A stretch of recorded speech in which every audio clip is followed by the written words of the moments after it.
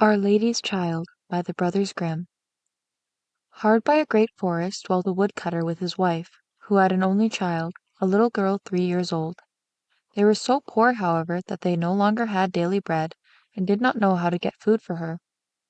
One morning the woodcutter went out sorrowfully to his work in the forest, and while he was cutting wood, suddenly there stood before him a tall and beautiful woman with a crown of shining stars on her head, who said to him, "I am the Virgin Mary, mother of the child Jesus. You are poor and needy. Bring your child to me. I will take her with me and be her mother and care for her."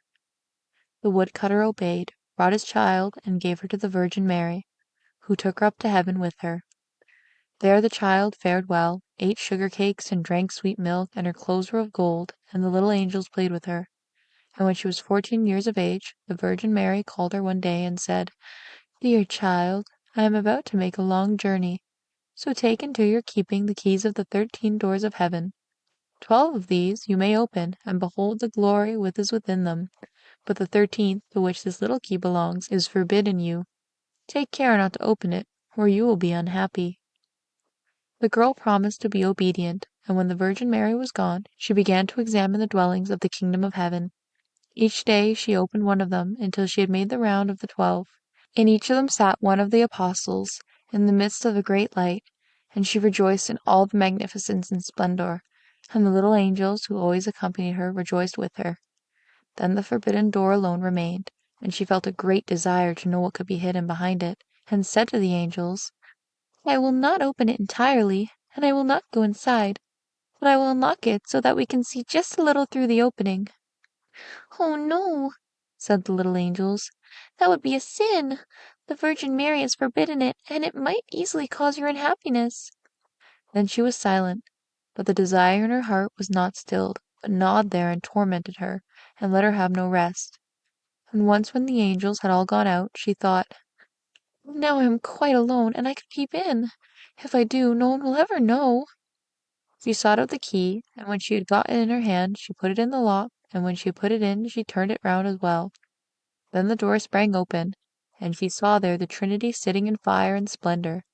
She stayed there a while, and looked at everything in amazement. Then she touched the light a little with her finger, and her finger became quite golden. Immediately a great fear fell on her.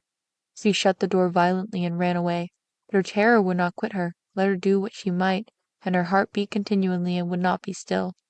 The gold too stayed on her finger, and would not go away, let her rub it and wash it never so much. It was not long before the Virgin Mary came back from her journey. She called the girl before her and asked to have the keys of heaven back. When the maiden gave her the bunch, the Virgin looked into her eyes and said, "Have you not opened the 13th door also?" "No," she replied.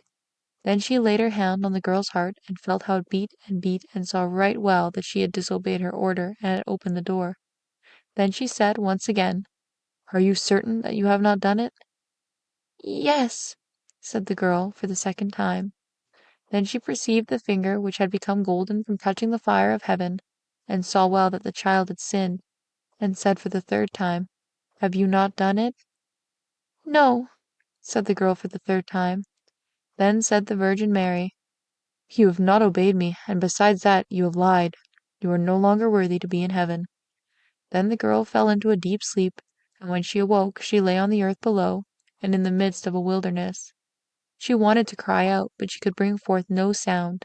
She sprang up and wanted to run away, but whithersoever she turned herself, she was continually held back by thick hedges of thorns through which she could not break. In the desert, in which she was imprisoned, there stood an old hollow tree, and this had to be her dwelling place. Into this she crept when night came, and here she slept. Here, too, she found a shelter from storm and rain, but it was a miserable life, and bitterly did she weep when she remembered how happy she had been in heaven, and how the angels had played with her. Roots and wild berries were her only food, and for these she sought as far as she could go. In the autumn she picked up the fallen nuts and leaves and carried them into the hole. The nuts were her food in winter, and when snow and ice came she crept amongst the leaves like a poor little animal that she might not freeze.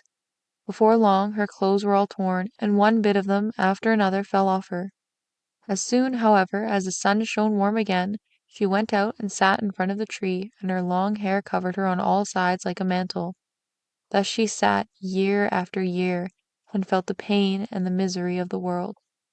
One day, when the trees were once more clothed in fresh green, the king of the country was hunting in the forest and followed a roe, and as it had fled into the thicket which shut in this part of the forest, he got off his horse, tore the bushes asunder, and cut himself a path with his sword.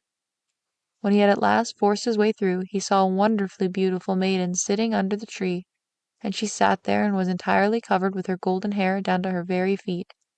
He stood still and looked at her full of surprise. Then he spoke to her and said, "Who are you? Why are you sitting here in the wilderness?" But she gave no answer, for she could not open her mouth. The king continued, "Will you go with me to my castle?" Then she just nodded her head a little. The king took her in his arms, carried her to his horse, and rode home with her. And when he reached the royal castle, he caused her to be dressed in beautiful garments, and gave her all things in abundance. Although she could not speak, she was still so beautiful and charming that he began to love her with all his heart, and it was not long before he married her. After a year or so had passed, the queen brought a son into the world. Thereupon the Virgin Mary appeared to her in the night when she lay in her bed alone, and said, "If you will tell the truth and confess that you did unlock the forbidden door, I will open your mouth and give you back your speech. But if you persevere in your sin and deny obstinately, I will take your newborn child away with me." Then the queen was permitted to answer, but she remained hard and said, "No, I did not open the forbidden door." And the Virgin Mary took the newborn child from her arms and vanished with it. Next morning, when the child was not to be found, it was whispered among the people that the queen was a man-eater, and had put her own child to death. She heard all this, and could say nothing to the contrary, but the king would not believe it, for he loved her so much. When a year had gone by, the queen again bore a son, and in the night the Virgin Mary again came to her and said, "If you will confess that you opened the forbidden door, I will give you your child back and untie your tongue. But if you continue in sin and deny it, I will take away with me this new child also." Then the queen again said, "No, I did not open the forbidden door." And the Virgin took the child out of her arms and away with her to heaven. Next morning, when this child also had disappeared, the people declared quite loudly that the queen had devoured it, and the king's counselors demanded that she should be brought to justice. The king, however, loved her so dearly that he would not believe it, and commanded the counselors under pain of death not to say any more about it. The following year the queen gave birth to a beautiful little daughter, and for the third time the Virgin Mary appeared to her in the night and said, "Follow me." She took the queen by the hand and led her to heaven, and showed her there her two eldest children, who smiled at her and were playing with the ball of the world. When the queen rejoiced thereat, the Virgin Mary said, "Is your heart not yet softened? If you will own that you opened the forbidden door, I will give you back your two little sons." But for the third time the queen answered, "No, I did not open the forbidden door." Then the Virgin let her sink down to earth once more, and took from her likewise her third child. Next morning, when the loss was reported abroad, all the people cried loudly, "The queen is a man-eater! She must be judged!" And the king was no longer able to restrain his counselors. Thereupon a trial was held, and as she could not answer and defend herself, she was condemned to be burnt at the stake. The wood was got together, and when she was fast bound to the stake, and the fire began to burn round about her, the hard ice of pride melted. Her heart was moved by repentance, and she thought, "If I could but confess before my death that I opened the door." Then her voice came back to her, and she cried out loudly, "Yes, Mary, I did it." And straightway rain fell from the sky and extinguished the flames of fire, and a light broke forth above her, and the Virgin Mary descended with the two little sons by her side and the newborn daughter in her arms.